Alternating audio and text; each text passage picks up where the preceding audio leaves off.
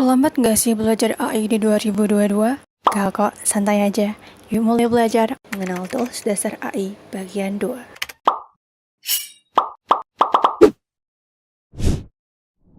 Oke, jadi kemarin kita udah belajar bahwa deretan tools di sebelah kiri ini disebut dengan toolbar. Nah, sekarang kita akan mulai membreakdown fungsi masing-masing dari tools ini.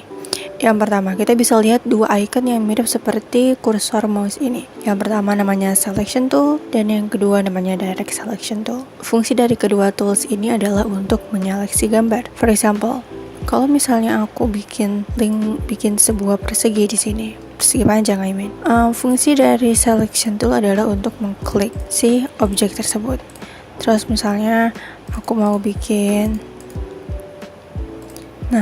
fungsi dari Selection Tool adalah mengklik objek yang kamu inginkan. Shortcutnya adalah V. Jadi kalau misalnya kamu mau arahin kursor ke icon, kamu bisa tekan V. Nah, kalau misalnya Direct Selection Tool, ini memiliki fungsi yang agak sedikit berbeda dengan Selection Tool. For example, kalau misalnya kita zoom in si objek, terus kita klik pakai Direct Selection Tool, atau boleh juga pakai Selection Tool, sama aja. Tapi intinya, ketika kamu mengklik objek, kamu akan menemukan sebuah titik-titik di sudut. Nah, ini yang dinamakan dengan node. Kalau kamu pilih Direct Selection Tool dengan mengklik ikonnya atau tekan huruf A di keyboard, maka kamu bisa mengklik si node ini. Dan kalau aku klik, lihat, dia bisa menjadikan yang tadinya ada sudutnya jadi melengkung. Nah, kalau misalnya aku nggak mengklik salah satu node, dan aku tuh langsung mengklik node dan mendragnya, maka otomatis semua node yang ada ini akan tersinkronisasi dan melengkungnya sama. Tapi kalau misalnya aku klik di salah satu node-nya dulu, aku klik sekali, terus aku lepas nih jaringnya dari si mouse, kemudian aku drag lagi, maka dia hanya akan membuat kurva dari salah satu sisi aja. Jadi kita bisa membuat lengkungan yang berbeda jadinya. Tools yang menurut aku wajib dipelajari untuk pemula lainnya adalah Pen Tool. Pen Tool ini berfungsi untuk membuat garis. Nah, Pen Tool ini sebenarnya berfungsi untuk membuat objek dengan cara kayak, ya kita gambar aja. Misalnya gini, kalau aku mau bikin persegi, aku tinggal pergi ke Shape Tool ini, klik kanan, dan akan ada banyak pilihan. Nah, gimana kalau misalnya aku mau bentuk shape yang aneh, kayak misalnya aku mau buat bentuk love misalnya, kan gak ada pilihannya di Shape Tool ya. Gimana caranya? Caranya kamu buat sendiri dengan menggunakan Pen Tool. Aku contohin. Kamu klik lagi, kamu klik lagi. Lihat, ya meskipun gak sempurna sih, tapi intinya kayak gitu. Pen Tool itu digunakan untuk membuat objek dengan cara menghubungkan satu titik dengan titik lainnya. Aku bikin titik pertama di sini, terus mouse-nya aku lepas, terus mouse-nya aku tarik sesuai dengan arah di mana aku mau bikin garis. Terus aku klik lagi, aku tarik mouse-nya, aku klik lagi, aku tarik mouse-nya, aku klik lagi, aku tarik lagi sampai bertemu dengan titik yang pertama, dan jadilah sebuah objek. Fungsi dari Pen Tool kurang lebih seperti itu. Nah, Pen Tool ini tidak hanya digunakan untuk membuat objek yang kaku, tapi bisa juga digunakan untuk membuat objek yang bentuknya kurva. Caranya gini, biasanya kan teman-teman bikin satu titik, kemudian ketika mau membuat titik lainnya, kan diklik aja kan biasanya, tapi ini jangan, diklik dan ditahan, jadi kayak ditahan mouse-nya. Nah, maka dia akan membentuk sebuah kurva.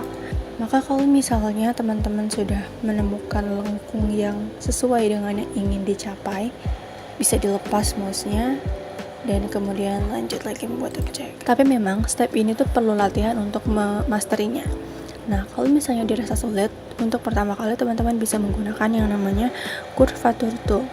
Nah, ini dari sebelah Pen Tool, dia ini akan secara otomatis membentuk kurva.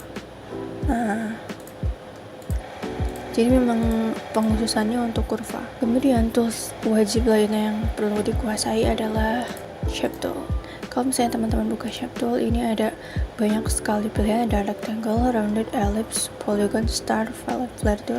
Tentu fungsinya adalah untuk membuat shape. Ini adalah rectangle tool, ini adalah rounded rectangle tool. Jadi nanti ujung-ujungnya gak 90 derajat ya, gak siku-siku, tapi ada pelengkungnya. Kemudian ini ellipse tool, kita mau membuat lingkaran. Kemudian ini ada polygon tool, kemudian ini ada star tool, ada flare tool. Flare ini sebenarnya fungsi yang berbeda seperti shape tool lainnya ya, karena flare ini berfungsi untuk menciptakan efek kayak lensa flare gitu ya, dan ini jarang sekali digunakan. Honestly aku belum pernah pakai juga. Nah sekarang teman-teman bisa lihat ini kan gak ada square tool ya, adanya rectangle tool. Dan kalau misalnya kita klik tuh dia nggak bisa bikin persegi, bisa sih, tapi pakai ini ya benar-benar persegi. Dan ini juga rounded ellipse tool, dia malah lonjong, susah banget mau bikin yang presisi. Ini bisa nih, kalau udah muncul kayak gini ini artinya udah presisi. Tapi masa setiap kita bikin shape harus nungguin kayak gini dulu nih? Ini tuh lama, menyita waktu banget teman-teman. Nah sekarang gimana caranya kita membuat tools yang dia tuh sama rata kanan kirinya, bagus gitu, bentuknya tuh 1:1. Nah teman-teman bisa simak di video lanjutan mengenai shape tool ini. Lalu tools lain yang wajib dikuasai oleh pemula menurut aku adalah gradient tool. Dan ini akan berguna sekali terutama ketika kita mendesain, itu pasti ada kebutuhan untuk membuat gradasi. Aku contohin dulu ya. Misalnya si objek lingkaran ini mau aku kasih fill gradasi ini. Ini memang template gradasi yang udah ada di AI-nya. Nah, tapi aku mau ubah warna dari si gradasi ini. Aku bisa tekan huruf G di keyboard, atau aku juga bisa klik si icon gradient tool ini. Kemudian aku ubah warnanya. Aku mau ubah warnanya jadi merah. Kayak gini contohnya. Nah, tadi aku ngapain sih? Penjelasan lebih lengkapnya bisa teman-teman simak di video lanjutan mengenai gradasi. Tools lain yang wajib dipelajari bagi pemula adalah ini dia, eyedropper tool. Eyedropper tool ini fungsinya adalah untuk mempick color dari objek lain. Misalnya gini, aku punya objek ini, aku kasih warna kayak gini. Terus si objek ini aku kasih warna sama dengan yang ini. Daripada kita nyari lagi, kan bisa jadi nggak sama ya. Caranya adalah kita bisa menekan huruf I di keyboard atau langsung mengklik eyedropper tool, kemudian kita arahkan ke warna yang pengen kita tiru.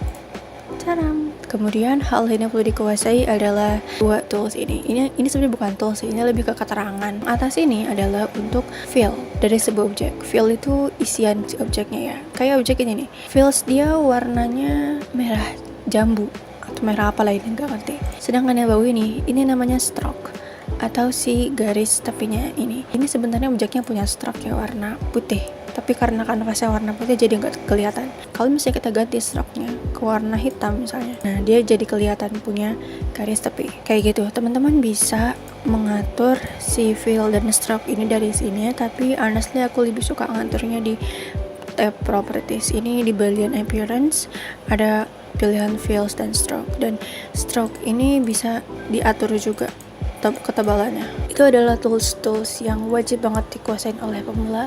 Nah, tapi kalau misalnya teman-teman penasaran dengan tools lainnya, kan ada Magic Wand tool, terus ada Lasso tool yang gak aku jelaskan, terus juga ada Shape Builder tool. Itu teman-teman bisa tonton penjelasan singkatnya di video yang lain. Oke, selamat. Hari ini kamu sudah meluangkan waktu untuk belajar dan kamu sudah satu langkah lebih dekat untuk menguasai Adobe Illustrator. Jangan lupa like, comment, subscribe, and hit that notification button so you won't miss the next video.